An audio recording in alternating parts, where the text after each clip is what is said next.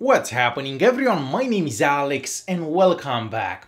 In today's video we are checking out one of the latest budget-friendly devices from TCL. So the one that I have today, it's called the TCL 10L, and this is a phone that you can find for about $250 or about 350 Canadian dollars.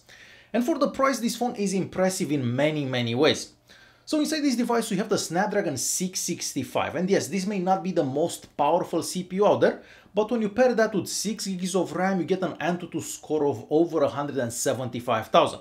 And this is basically a score that we used to get from flagships about 2-3 years ago, maybe 3 years ago I would say. So for the average consumer, no matter what you do on this device, if you're just on Facebook scrolling up and down, if you're just liking pictures on Instagram or playing games, this one will perform without any lag whatsoever. Now, comparing this to the phone that would have the Snapdragon 865, for example, so the most powerful processor out there, you will notice a difference when you're playing some graphic-intensive games or if you're video editing on this device. So let's say you have a bunch of 4K files on this and you're editing on it, well, you will feel some lag then. But for the average consumer, you will not experience any lag no matter what you do with this device. Another thing that's pretty impressive about this phone is the battery life. So inside this we have a 4000 mAh battery, but I have to say that it takes quite a long time to charge it. So you're looking at over an hour and a half to charge it from 0 to 100, but on one charge you can typically get over 8 hours of screen on time, and that's good for any phone at any price. On the back we have a physical fingerprint scanner, so we haven't seen one of these in quite some time. So all you have to do is touch the fingerprint scanner and the phone will unlock, and it takes about half a second from the moment you touch that fingerprint scanner for the phone to unlock. The phone also supports face unlocking, but keep in mind that the face unlocking isn't as secure as that physical fingerprint scanner.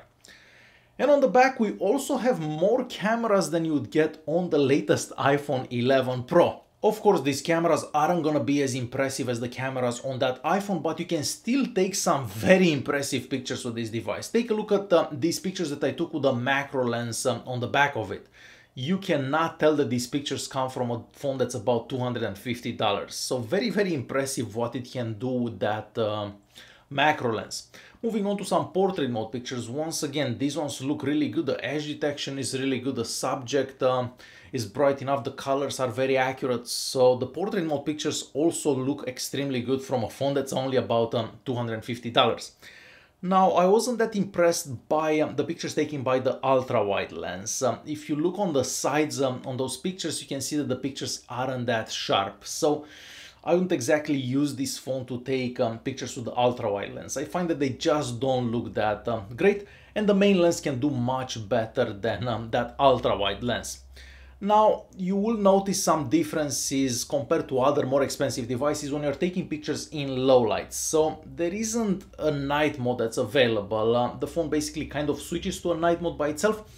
So the pictures do look decent, but they are kind of grainy. If you start zooming in, they are not as sharp. So yes, you'll notice some differences for the pictures that you're gonna take in low light with it. Now, the phone can also do 4K at 30 frames per second. So it can film in 4K at 30 frames per second, but the quality of the videos isn't that amazing either. I mean, if you have the phone on a tripod and you don't move it left and right, you can probably do some decent recordings with it, but if you start moving it, the footage doesn't look that good.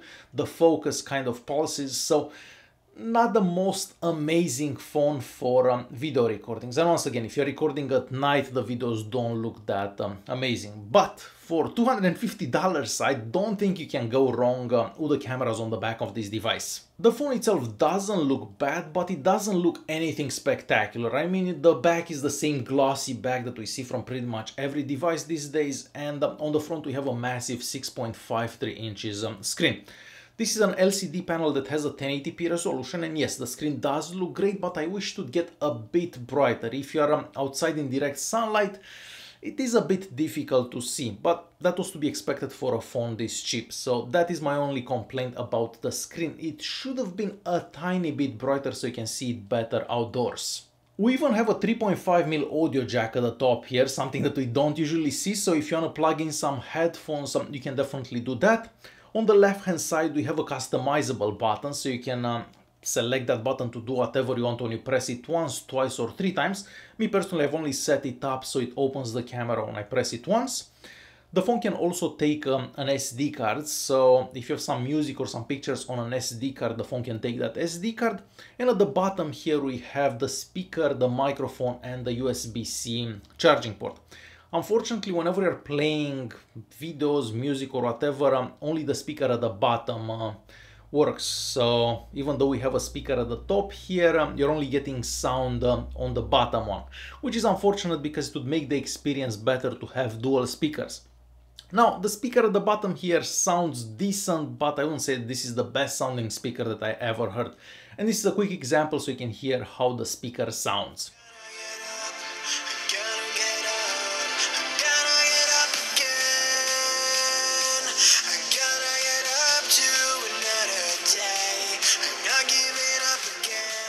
I also tried the GPS unit inside it, and it takes the phone about 2 or 3 seconds to find your location. Once your location is found, it doesn't seem to lose it, so using apps like Google Maps or Waze works great. As for sensors, we have pretty much all the sensors that you would find in a flagship, so no issues with that. The front-facing camera isn't that impressive. I mean, if you do have plenty of light, the pictures turn out decent enough, but as soon as you don't have enough light, obviously, the pictures become kind of grainy and I would say a bit unusable. But for about $250, I don't think you can exactly go wrong with this phone. I mean, we get a phone that runs Android 10 and the software is pretty well optimized for it. According to the manufacturer, this will get updated to Android 11. We get a pretty good looking screen, we get great battery life, decent cameras, and overall a pretty good looking phone. So you can't exactly go wrong with a phone like this if you're just looking for a simple budget friendly device. Plus, you're probably gonna be able to find this phone for $0 on a contract for a bunch of carriers. Alright guys, hopefully you enjoyed this video. If you did like it, don't forget to press that like button, don't forget to subscribe, and I'll see you guys in the next one. Thanks for watching.